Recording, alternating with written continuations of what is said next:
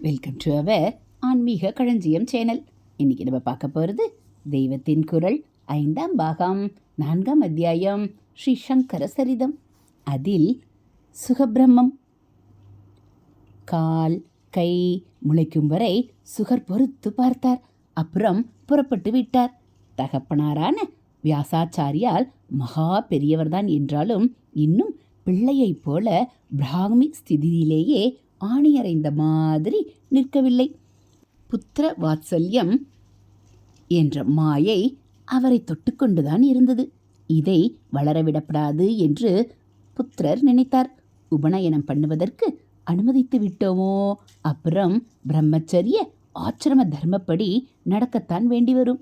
கர்மாவில் பற்றே இல்லாத நாம் அத்தியனம், சமிதாதானம், பிக்ஷாச்சரியம் எல்லாம் பண்ணியாக வேண்டி வரும். இப்படி நம்முடைய சகவாசத்தை நீடிக்க விட்டால் தகப்பனாரின் பாசமும் ஜாஸ்தியாகிக் கொண்டேதான் வரும். நம்மை எதுவும் கட்ட முடியாவிட்டாலும் அவர் கட்டில் நன்றாக அகப்பட்டு கொள்வார். அதனால் இப்போதே வீட்டை விட்டு ஓடிவிட வேண்டும். தகப்பனார் ரொம்பவும் துக்கப்படத்தான் செய்வார். ஆனால் இன்னும் தள்ளி போட்டுக்கொண்டு போக போக அவருக்கு பந்தமும் வலுவாகி நம்மை பிரிகிற துக்கமும் ஜாஸ்தியாகி கொண்டுதானே போகும். அதனால் இப்போதே ஓடி போயிடணும் என்று ஓட ஆரம்பித்தார். எம் பிரவ்ரஞ்சந்த மனுபேதம பேத கிருத்தியம். நாம் ஒரு இடத்திற்கு போகிறோம் என்றால் அங்கே நமக்கு ஏதாவது காரியம் இருக்க வேண்டும். அந்த காரியம் முடிந்துவிட்டால் அங்கே இருந்து புறப்பட்டு விடுவோம். உபன்யாசம் கேட்பதற்காக இங்கே வந்திருக்கிறீர்கள். நான் பேசி முடித்த பின் உட்கார்ந்திருப்பீர்களா? புறப்பட்டு விடுவீர்கள். ஒரு பிரம்ம ஞானியை புத்திரனாக பெற்று லாளனம் சீராட்டல் செய்ய வேண்டும் என்ற பாக்கியம் வியாசருக்கு இருந்தது. சுகரை அப்படி பெற்று நிறைய லாளனம் பண்ணி ஆயிற்று. இனிமேலேயும் அவர் அங்கேயே இருந்தால் பாக்கியம் போய் பாச பந்தம்தான் உண்டாகும். அதனால் வந்த காரியம் ஆகிவிட்டதென்று வியாசாச்சிரமத்தை விட்டு சுகர் புறப்பட்டு விட்டார். எல்லா இடங்களிலும் உள்ள ஜனங்கள், சத்துக்கள், சாதகர்கள் அவரை தரிசனம் பண்ணி பயனடைய வேண்டுமென்று திவ்ய சங்கல்பமாயிருந்தது. அதனால் கால் போன போக்கில் சஞ்சாரம் பண்ண கிளம்பினார். லோகத்துக்கு தரிசனம் கொடுக்கிற காரியம் தனக்கு இருக்கிறது என்று நினைத்து கர்த்தாவாக அவர் புறப்படவில்லை. ஒரு எண்ணமும் இல்லாமல் தான் புறப்பட்டார். ஆனால் அதிலேயே திவ்ய சங்கல்பத்தின் நிறைவேற்றமும் அமைந்தது. பிள்ளை ஓடுவதை பார்த்து வியாசாச்சாரியால் அவரை தடுத்து பிடித்து அழைத்து வருவதற்காக பின்னாலேயே ஓடினார். அவருக்கு ஈடு கொடுத்து இவரால் ஓட முடியவில்லை. அவர் எங்கேயோ போய்விட்டார். இவர் புத்ரா புத்ரா என்று கதறிக்கொண்டு பின்னால் போகிறார். துவைபாயனோ விரக காதர ஆஜுகாவ புத்ரேதி.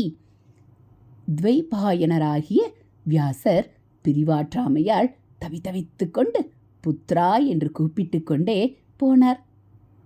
அப்போது என்ன ஆயிற்று? ஒரு அதிசயம் நடந்தது. தரவோ அபிநேது. வியாசர் கூப்பிட்டு கொண்டே போனதற்கு சுற்றுப்புற காட்டிலுள்ள மரங்கள் எல்லாம் பதில் குரல் கொடுத்ததைத்தான் தரவோ அபிநேது என்று சொல்லியிருக்கிறது. அபிநேது என்பதற்கு ஒரு புது தினுசாகவும் அர்த்தம் பண்ணி பார்க்க தோன்றுகிறது. அபிநேத்ரு என்றால் நடித்து காட்டுபவர், நடிகர், ஆக்டர் என்கிறார்களே அது. ஒரு நடிகன் என்ன பண்ணுகிறான்? கதையில் வருகிற யாரோ ஒரு பாத்திரத்திற்கு பிரதிநிதியாக இருந்து அவன் பண்ண வேண்டியதை எல்லாம் தான் பண்ணுகிறான். என்றைக்கோ ராமர் இருந்துவிட்டு போய்விட்டார். இப்போது அவர் பாட்டுக்கு ஸ்வஸ்தமாக பரமபதத்தில் இருந்து கொண்டிருக்கிறார். ஆனால் எங்கே பார்த்தாலும் இந்தியாவில் மட்டுமில்லாமல் சயாம், தாய்லாந்து, ஜாவா முதலிய தேசங்களிலும் கூட ராமாயண டிராமா, சினிமா எல்லாம் நடந்தபடி இருக்கின்றன. யார் யாரோ அபிநேத்ருக்களாக ராமர் வேஷம் போட்டுக்கொள்கிறார்கள். நிஜ ராமர் இப்போது ஒன்றிலும் பட்டுக்கொள்ளாமல் உச்சியில் உட்கார்ந்து கொண்டிருந்தாலும் இந்த ஆக்டர்கள் எல்லாம் அவருக்கு பதில் அவருடைய பிரதிநிதியாக வனவாசம் பண்ணுகிறார்கள். சீதையை பறிகொடுக்கிறார்கள். ராவண சம்ஹாரம் பண்ணுகிறார்கள். டிராமாவிலே தசரதரோ விஸ்வாமித்திரரோ அல்லது ராவணனோ ராமா என்று கூப்பிடுகிற போதெல்லாம் நிஜ ராமர் ஏன் என்று கேட்பதில்லை. அந்த அபிநேத்ருதான் பதில் கொடுக்கிறான். அந்த மாதிரி வியாசர் புத்ரா புத்ரா என்று கூப்பிட்டு கொண்டு ஓடிய போது சுகர் ஒன்றும் பதில் கொடுக்கவில்லை. ஆனால் அவருக்கு பிரதிநிதிகளாக காட்டில் இருந்த மரங்கள் எல்லாம் ஏன் ஏன் என்று கேட்டன. தரவோ அபிநேது, தருக்கள் அபிநேதாவின் காரியத்தை பண்ணின. அதாவது சுகருடைய பிகாஃபில் சார்பில் மரங்கள் ரெஸ்பாண்ட் பண்ணின, பதில் கொடுத்தன. அவரை கூப்பிட்டால் இவை ஏன் பதில் கொடுக்க வேண்டுமென்றால் அவர் யார்? சர்வபூத ஹிருதயரானவர், எல்லாம் தாம் என்று ஆன பிரம்மஞானி. ஆகையால் சேதனா சேதனங்களான சகலத்தினுள்ளேயும் அவர் நிறைந்திருந்தார். அதனால் அவை எல்லாமே அவர்மயமாகி தன்மயதையா ஏன் ஏன் என்று பதில் குரல் கொடுத்தன. மரங்கள் மட்டுமில்லை, மிருகங்கள், பக்ஷிகள், மழை, நதி எல்லாமே தான் பதில் கொடுத்தன. ஆனாலும் பொதுவாக உணர்ச்சியே இல்லாமல் ஜடமாய் இருப்பதை மரம் மாதிரி என்று தானே சொல்கிறோம். உணர்ச்சி போய்விட்டால் மரத்து போயிடுத்து என்று தானே சொல்கிறோம். அதனால் மரங்களே சுகருக்காக பதில் குரல் கொடுத்தனவென்றால் அத்தனை ஜீவ ஜட பிரபஞ்சமும் அவருக்கு பிரதிநிதியாக பிரதிவசனம் பேசின என்று அழுத்தமாக காட்டியதாகும். என்றே தரவோ அபிநேது என்று பாகவத புராணத்தை பிரவசனம் செய்த சுத பௌராணிகர் போட்டிருக்கிறார். ஸ்லோகம் இவ்வளவு சொன்னதோடு நின்று விடுகிறது. விருட்சங்கள், மிருகங்கள் முதலியன சுகராக பதில் கொடுத்த பிறகு வியாசருக்கு என்ன ஆயிற்று என்று அதில் இல்லை. ஆனால் நாம் ஊகித்து விடலாம். சுகர் என்று ஒரு சரீரத்தில் இருக்கிற மாதிரி இருந்தவர் பட்டுக்கொள்ளாமல் பட்ட கட்டை போல ஞானியாக அவர் பாட்டுக்கு பதில் சொல்லாமல் போய்விட்டார். எத்தனை ஞானியானாலும் அவருடைய ஹிருதயத்தில் ஈஸ்வரன் பிரேமையை சுரக்காமல் விடமாட்டான். அதனால் சர்வபூத ஹிருதயரான அவர் தம்முடைய மற்ற சரீரங்களைப் போன்ற மரம், மட்டை ஆகியவற்றின் மூலம் அழுகின்ற அப்பாவுக்கு ஆறுதலாக பதில் கொடுக்க பண்ணிவிட்டான். இப்படி அந்த ஒரு வியக்தி விரக்தியுடன் பேசாமல் ஓடிக்கொண்டுள்ள போது பாக்கி அத்தனை வஸ்துக்களுக்கும் பிரேமையுடன் பதில் சொன்னதிலேயே வியாசருக்கும் ஆறுதல் ஏற்பட்டது. மட்டுமில்லாமல் ஆத்ம ஞானமும் ஆழமாக வேரூன்றி இருக்க வேண்டும். ஒரு ரூபத்தில் மாத்திரம் பிள்ளை இருக்கிறதென்றால் அதை போக விடப்படாது என்று பிடித்து வைத்து கொள்ள தோன்றும். அத்தனை ரூபத்திலும் இருக்கிறது என்றால் அது எப்படி பிரிந்து போகும்? இவர் எங்கே இருந்தாலும் அங்கேயும் தானே பிள்ளை இருப்பதாகும். அதனால் அதற்காக அழ வேண்டியதே இல்லைதானே. வியாசரும் சாமானியப்பட்டவர் இல்லையே.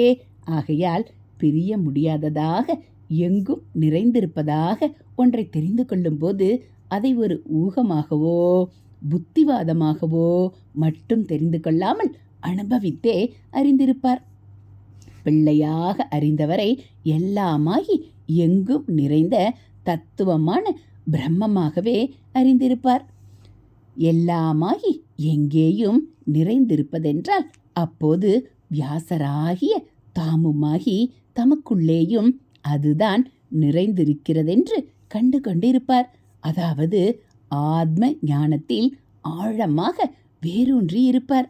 கொஞ்சம் கூட அன்போ அனுதாபமோ இல்லாத மாதிரி ஒரு ரூபத்தில் இருந்து கொண்டு தகப்பனாரை பிரிந்து சென்று கதற கதற அடிக்கும் போதே சகல ரூபங்களிலும் இருந்து கொண்டு அவருடைய பாச பந்தத்தை போக்கி அவருடைய ஞானம் ஸ்திரமாக வலுப்படுவதற்கு பெரிய உபகாரத்தை சுகர் செய்திருக்கிறார். அப்படிப்பட்டவரிடம் உபதேசம் பெற்ற சிஷ்யர் கௌடபாதர். அவருடைய கதையை பார்க்கலாம். அவருடைய கதைக்கு முன் அவருடைய குருவின் கதையை கொஞ்சம் சொல்ல வேண்டும். அதோடு ஒட்டு போட்டு கொண்டுதான் இவர் கதை வரும். குரு என்றால் சந்நியாச குரு அல்ல. இவருக்கு சந்நியாசம் தந்த குரு சுகர். அவர் கதைதான் சொல்லியாயிற்றே. சொல்ல வேண்டியது அவருடைய கௌடபாதருடைய வித்யா குருவை பற்றி. லோகத்தில் பிரம்ம வித்யை பிரச்சாரமாக காரணமாக இருந்த கௌடபாதர் மூலம்தான் வியாக்கரண சாஸ்திரமும் நமக்கு கிடைத்திருக்கிறது. அந்த சாஸ்திரத்தை அவருக்கு உபதேசித்த வித்யா குருவை பற்றியே இப்போது சொல்லப்போவது. பதஞ்சலி என்ற அந்த குருவின் கதையையும் அவரிடமிருந்து இவர் உபதேசம் பெற்ற கதையையும் இன்னும் பல கதைகளையும் சொல்லி கடைசியில் இவருடைய சிஷ்யரிடம் நம் ஆச்சாரியால் சிஷ்யராகி பிரம்மா வித்ய உபதேசம் வாங்கி கொண்டது உள்பட எல்லா விற்த்தாந்தங்களையும் பதஞ்சலி சரிதம் என்று காவியம் சொல்கிறது. அந்த கதைகள் கொஞ்சம் சொல்கிறேன். ஹரஹர சங்கர ஜெய ஜெய சங்கர, ஹரஹர சங்கர ஜெய ஜெய சங்கர. மகா பெரிவாச்சரணம். இது போல் தெய்வத்தின் குரல் பகுதிகளை நீங்கள் தினந்தோறும் கேட்கணும் அப்படின்னா மறக்காமல் நம்ம சேனலை சப்ஸ்கிரைப் பண்ணுங்கள். கூடவே பெல்லைக்கானை கிளிக் பண்ணி ஆளுங்கிற பட்டனையும் அழுத்திடுங்க. அப்போ நம்ம படிக்கக்கூடிய தெய்வத்தின் குரல் பகுதிகள் உங்களுக்கு உடனே நோட்டிஃபிகேஷனாக வந்துடும்.